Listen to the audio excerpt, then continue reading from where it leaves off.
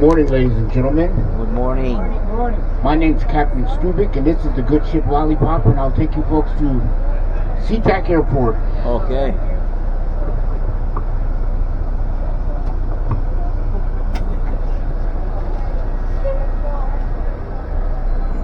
Watching me? Oh, I see. Okay, Oh. sorry. Wow. I've got a CDL too. Yes, indeed. You got to protect it with your life. I'm telling you, these people will walk right out in front of you. I didn't know if you caught him in that corner or not, boss. I'm sorry. I apologize. Well, you got to protect your CDL. In my case, it's back to a construction site, and I'm kind of enjoying sitting down in my golden years.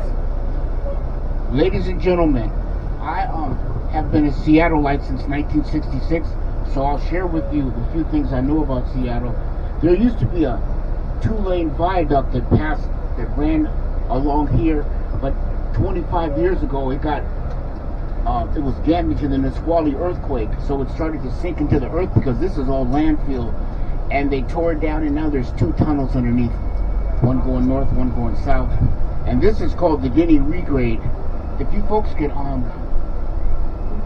look at this building here, there was a mountain as high as that building is, so they use water cannons and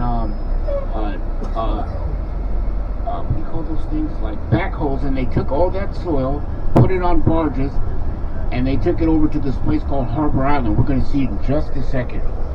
Now, just behind us, any of you folks watch that TV show, The Deadliest Catch, where those guys were up in Alaska catching crabs, and that's where they park their ships at back in Ballard. Has anyone on this boat ever caught crabs before? I was going to ask, how'd you get rid of them? Okay, now straight. That's good. So over there where you see the cranes are, that's a man-made island. That's Harbor Island. And just to our left, you see that red ship. Over just a little bit behind it is where the first European settlers came to shore. The Denny Party and the Yesler Party, and they spent the winter over there. Then they came over around this way, and this is the oldest community in Seattle, which we'll be coming up on, called Pioneer Square. And this is we're approaching the aquarium, and the aquarium is the old aquarium is there, the new aquarium is here, and they catch squid and fish, and they keep it in the aquarium for like 6 months, and they release them back into the ocean. In the Puget Sound, there's some sea life that you won't see anywhere else in the world, like pink clams, and some of the world's largest octopus are in this bay here. Okay, now we're going to turn. So to our right, to our left, we're approaching the public market. That's like an observation deck right there. It's the oldest continuous market in the country, the oldest continuous public market. Have any of you folks ever heard of Gum Alley? The gum wall at Post Alley? Yes. Well, there's a wall that they estimate it's more than 2 million pieces of gum, and 30 years ago, someone stuck 1 piece of gum, so they say close to 2 million pieces of gum now. About 2 years ago, before I got this job, I was kind of on hard time, so I made a sign that said, I'll eat 3 pieces of gum for $75. I made a killing. When you walk through there on a hot day like this, it smells like peppermint and spearmint. And last year we had about 8 or 9 days above 100 degrees, and that gum drips. It looks like stalactites. So it looks like a horror movie.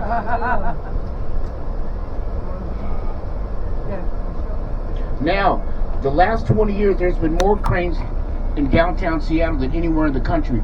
We just passed, you'll see all this new construction when we come by. That building ahead of us, the kind of brownish one, that's the federal building.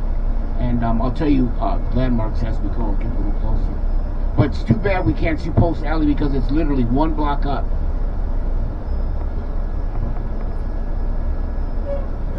And all these piers like 66 and Pier 70, Pier 59, you see how they're all like kind of sideways. That's when the big sailing ships came in, and they had no power, so they used sail for power.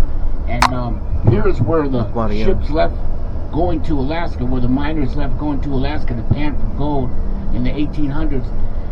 Gold, you have any idea how much gold was going for when they were panning for gold in Alaska? $32 an ounce. Now this is the first time in history where gold is worth more than platinum. which it replaced it as the most precious metal. So down in Pioneer Square, there's a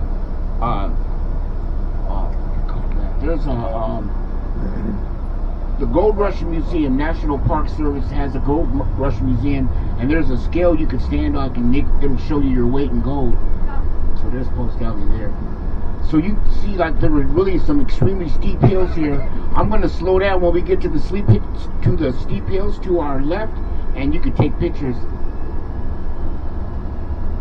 So they say Seattle's a city of 7 hills, and we're going to approach like 3 or 4 of the steepest.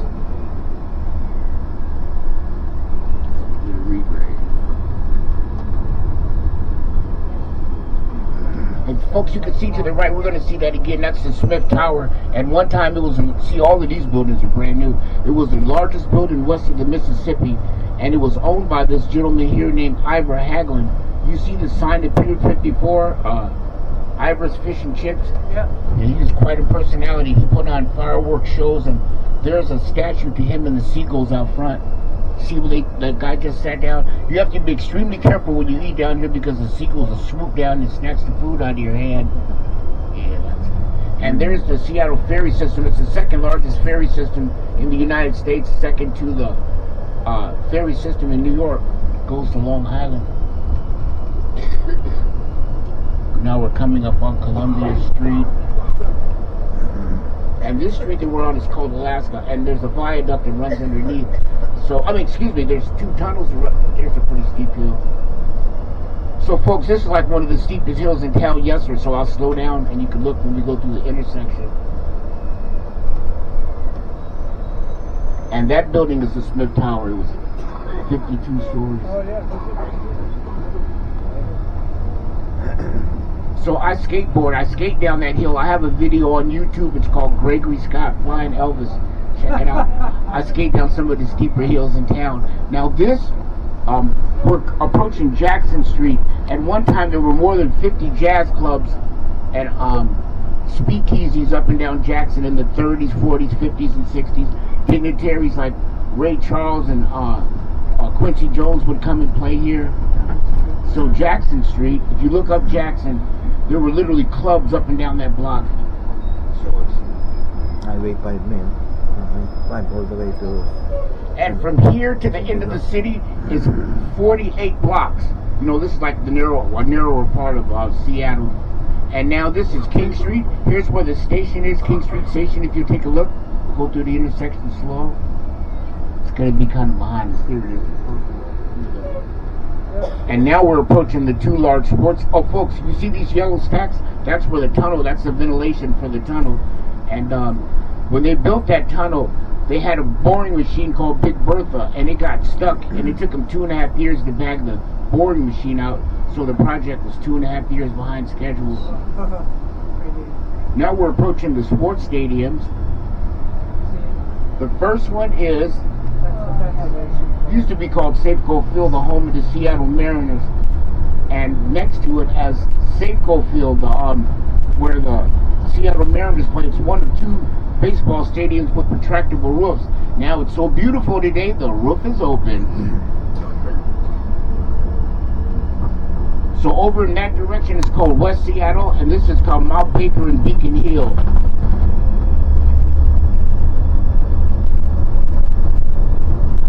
And you folks hear about the famous run in that stadium by Marshawn Lynch. It was called the Beastquake, that the people made so much noise. I was working over here on Pier 46, and you could literally feel the ground shaking. So it measured on the Richter scale like it was an earthquake.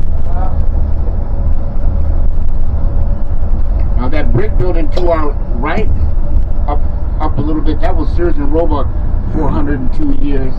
I remember my parents used to put our clothes in layaway in June and get them out in September. And Mount Rainier is standing, looking absolutely beautiful over there today. Were you folks able to see the mountain when you came in last week? Yes. No, last week I don't think so. That mountain is the main water supply for Washington State. On this side it's fresh water. On the other side it's used for irrigating plants and water. Wow. So, and then rivers and tributaries run into the sound. So this waterway here, it's not all salt, it's brackish. It's half half salt and half fresh water from the runoff from Mount Rainier. And then on the irrigation side, east of the mountains is at one time was the largest apple producer Washington State was. It's been surpassed by China. But that's where all of our cherries, berries, apples, and pears come from. I worked in the fruit industry. I'll tell you folks something interesting. You know, apples float and pears don't. Yeah, they have to put this chemical in the water called pear float to make pears float to the surface. Now, folks, that's the West Seattle Bridge. That's supposed to be an 80-year bridge, and it was about 10 years old. It started to fail. It was sinking into the sound because that's all landfill. And that bridge was closed for 3 years. It just opened last September. So 25% of the city's population lives over there. What used to be a 20-hour commute turns into 3 hours every day. You can imagine this roadway. This is 99. Now this is big. Oh, folks, can you see I-5 over there? The trucks on that hill? Yep. When my family came to Seattle in '66, there was no I-5. It was under construction. So this was the highway from Mexico to Canada, 99.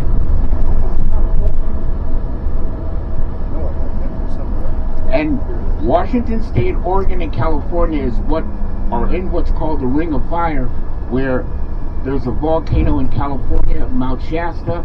There's a volcano in Oregon, Mount St. Helens, and it blew about 40 years ago. And Mount Rainier